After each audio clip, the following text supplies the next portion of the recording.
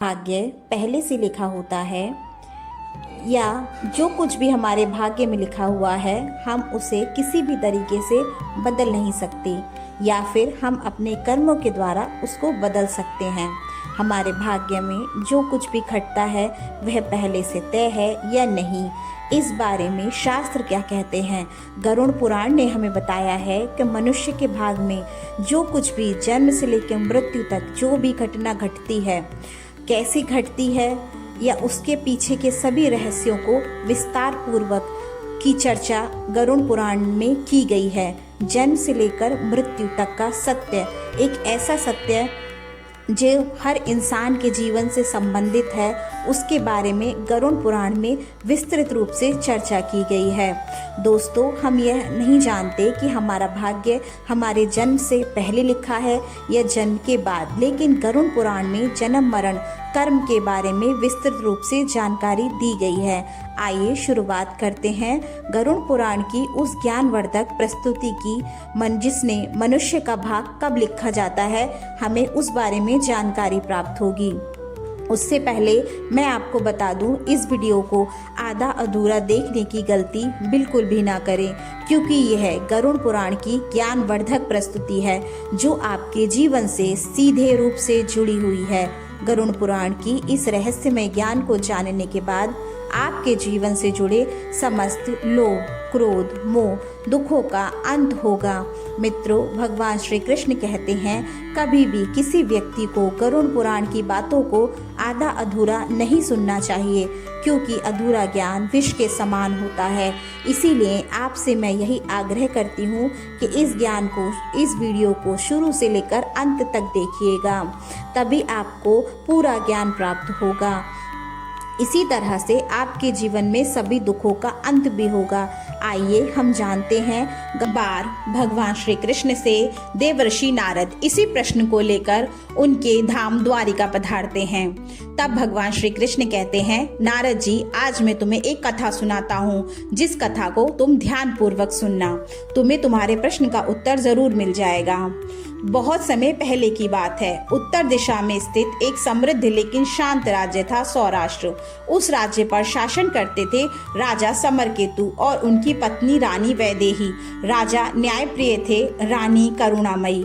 राज्य में कोई भूखा नहीं सोता था, कोई अन्याय बिना न्याय के नहीं रहता था। लेकिन इस सुख के बीच भी एक रिक्तता थी। राजा और रानी ने संतान थे। वर्षों बीत गए, प्रार्थनाएं की गईं, यज्ञ हुए, व्रत रखे गए, पर राजा को कोई भी संतान प्राप्त नहीं हुई। रानी वैदेही हर पूर्णिमा को चांद देखकर रोती थी। राजा हर रात मंदिर में जाकर बस यही कहते थे, प्रभु, क्या हमारे भाग्य में यही लिखा है? अंततः दोनों ने राजपाट त्याग कर वन में तपस्या का निश्चय किया। 3 वर्ष तक केवल फल और जल पर जीवित रहे। धूप में बैठे, वर्षा में भीगे, सर्दी में कांपे, पर उनका मन नहीं डगमगाया। अंततः भगवान शिव प्रकट हुए। उन्होंने कहा, वत्स, तुम्हारी तपस्या सफल हुई, तुम्हें संतान अवश्य प्राप्त होगी।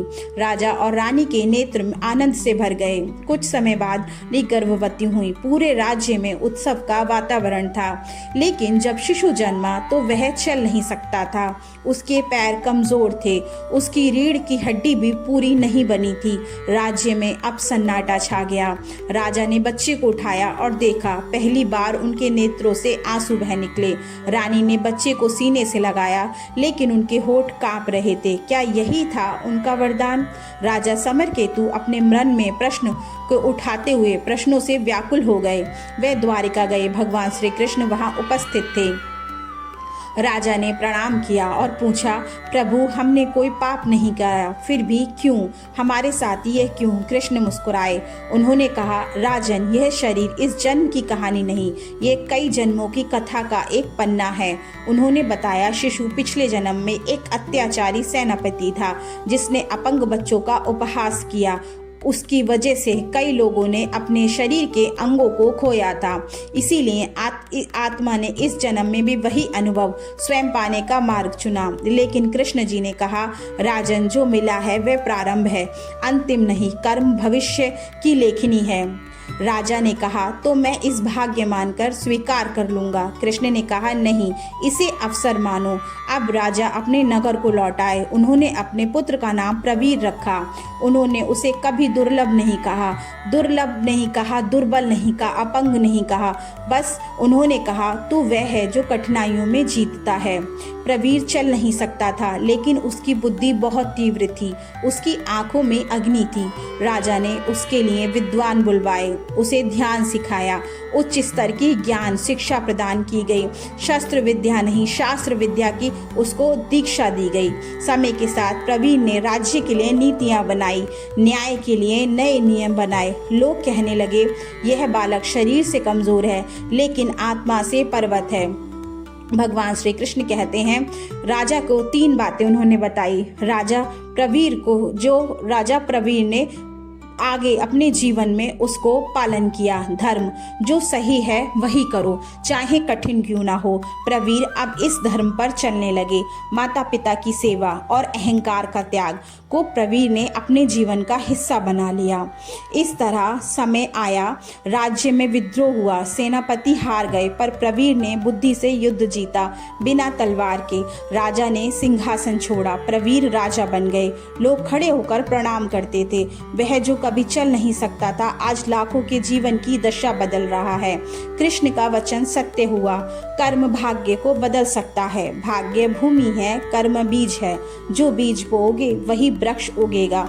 अगर ये कथा आपके हृदय को छू गई हो तो समझिए, ये केवल आपके लिए थी। यह संकेत है, आपके जीवन में जो कठिनाइयां हैं वे अंत नहीं हैं, वह आपकी महानता की शुरुआत है।